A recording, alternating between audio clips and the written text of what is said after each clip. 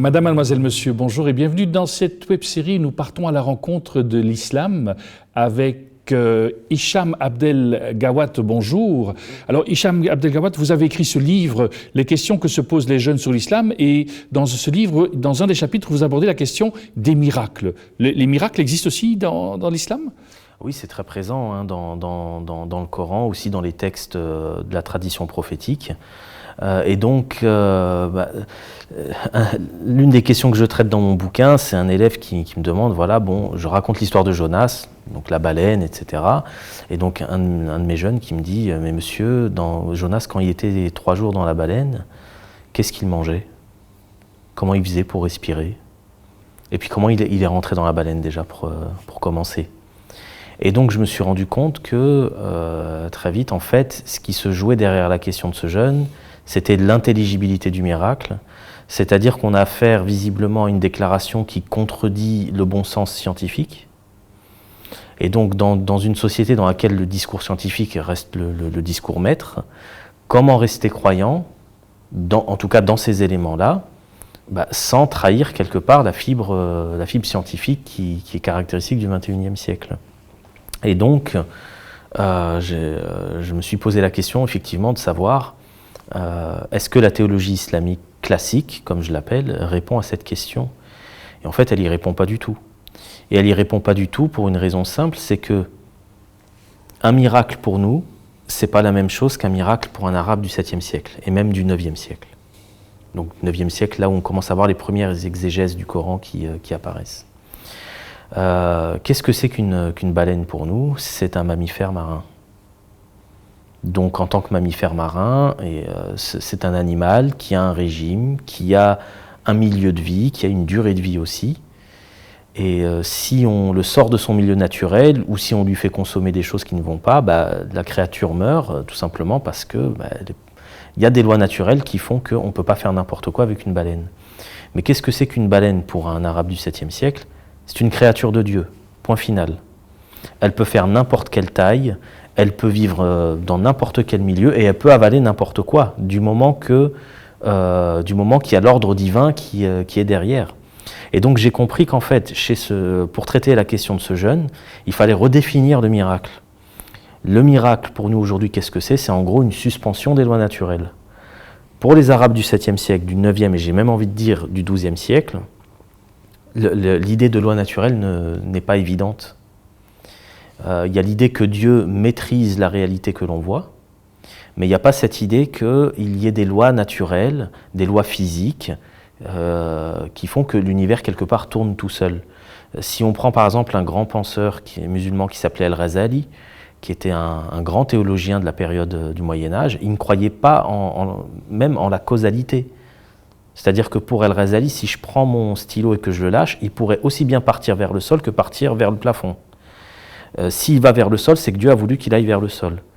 Mais le jour où Dieu voudra que le stylo parte vers le plafond, il partira vers le plafond. Ce à quoi d'autres philosophes vont lui répondre, mais si tu nies la causalité, alors tu nies la possibilité même de la connaissance. Parce que la connaissance, c'est quoi? C'est prévoir ce qui peut se passer. Donc l'idée de loi naturelle ne fait pas sens, et donc pour eux, le miracle, ce n'est pas une suspension des lois naturelles, c'est un défi que Dieu lance aux êtres humains. Vous, les humains, vous êtes capables de faire ça, je peux faire ça. Dans le passage coranique sur l'histoire de Moïse, c'est exactement ce qui se passe. Il y a des sorciers à la solde de Pharaon qui font des tours de ce qu'on comprend être de la prestidigitation. Et lorsque Moïse laisse tomber son bâton par terre, ce n'est pas de la prestidigitation, c'est un bâton qui se transforme en serpent. Et donc, l'idée de miracle pour les Arabes du 7e siècle, c'est un défi que Dieu lance aux êtres humains. Pour nous, c'est une suspension des lois naturelles. Mais la théologie islamique classique, elle a été bâtie donc sur cette idée que Dieu lance un défi aux humains. Mais le jeune que j'ai en face de moi ne comprend pas les choses comme ça.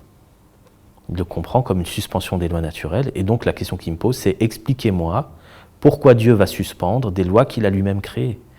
Et c'est une question qui est absolument redoutable.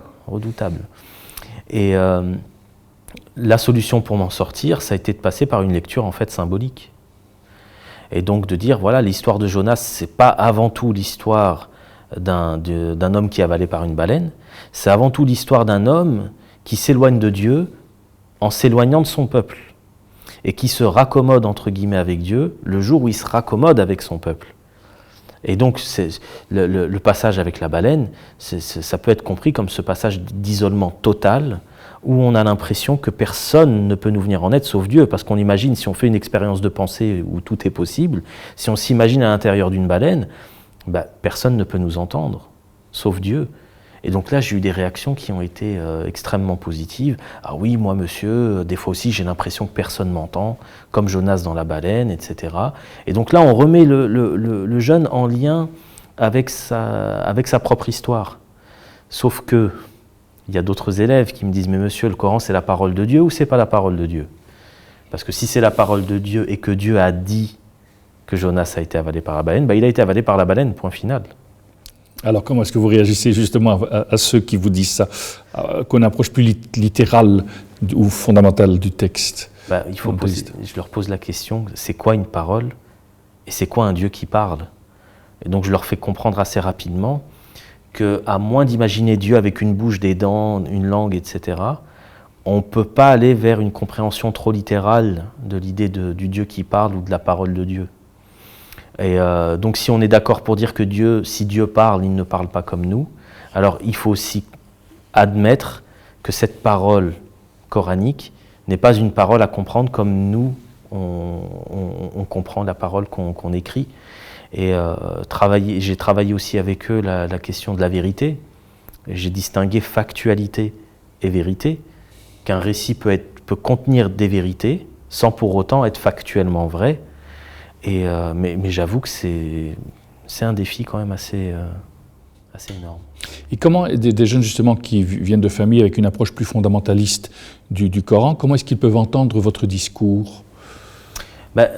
Je pense que l'erreur à ne pas faire avec les jeunes, c'est d'aller au frontal. Tu dis ça, tu as tort, moi je vais te dire ce qui est juste. Mais il faut les mettre en fait en face de ce qu'ils disent. Quand l'élève va me dire « oui, mais Dieu a dit ça », et que je lui pose la question « mais est-ce que Dieu parle comme moi je parle, comme toi et moi nous parlons ?» Ah non, monsieur, c'est Dieu quand même. Donc, est-ce qu'il n'y a pas une complexification à faire par rapport à la façon d'aborder cette parole? Et ce que tu appelles parole, qu'est-ce que ça voulait dire pour les Arabes à l'époque? Il y a 3 mots en arabe pour désigner parole. Il y a le mot « qawl », le mot « kalimat » et le mot « kalam ». Le mot « qawl », c'est un son qui sort de la bouche, mais qui n'a pas forcément de sens. Ça peut être une onomatopée. Le mot « kalimat », c'est un mot qui a un sens.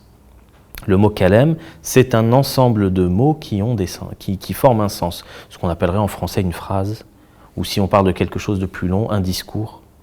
Et le Coran se désigne comme « kalam Allah », c'est-à-dire « discours de Dieu ». Si c'est un discours, alors ça devient plus abstrait que la simple idée de parole qui sort de la bouche. Un discours, je leur fais remarquer qu'un discours, soit on le prend en entier et on le comprend, soit on n'en prend qu'une partie, on ne comprend plus rien. Et donc, en complexifiant le rapport à la parole, en complexifiant le rapport au texte, les jeunes prennent conscience des limites des compréhensions qui sont trop naïves.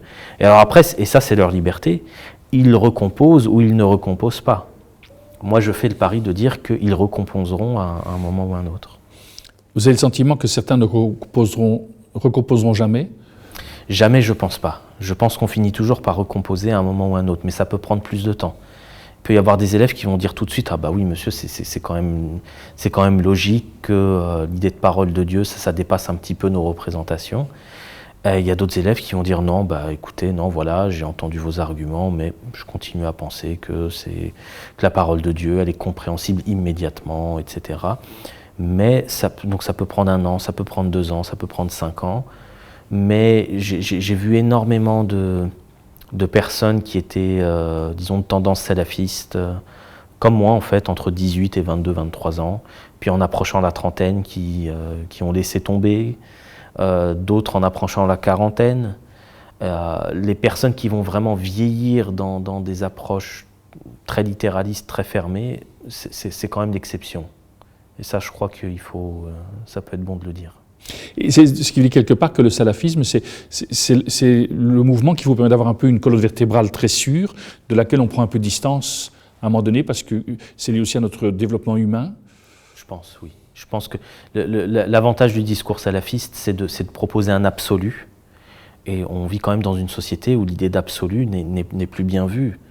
On est plutôt dans le relativisme, etc. Et donc le fait de proposer un absolu, de dire non, tout n'est pas acceptable, ça c'est pas acceptable, ça c'est pas acceptable, si on fait ceci, on coupe la main, si on fait cela, on lapide, etc. C'est des choses où on se dit, ah, ça rigole pas.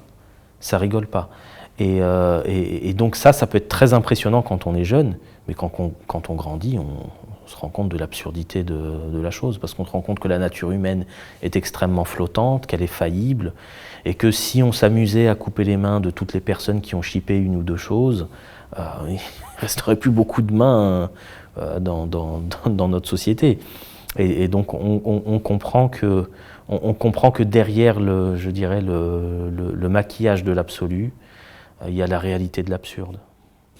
Merci à vous. On se retrouvera de toute façon très bientôt. Merci à vous également de nous avoir suivis, d'être fidèles. On se retrouve dès la semaine prochaine.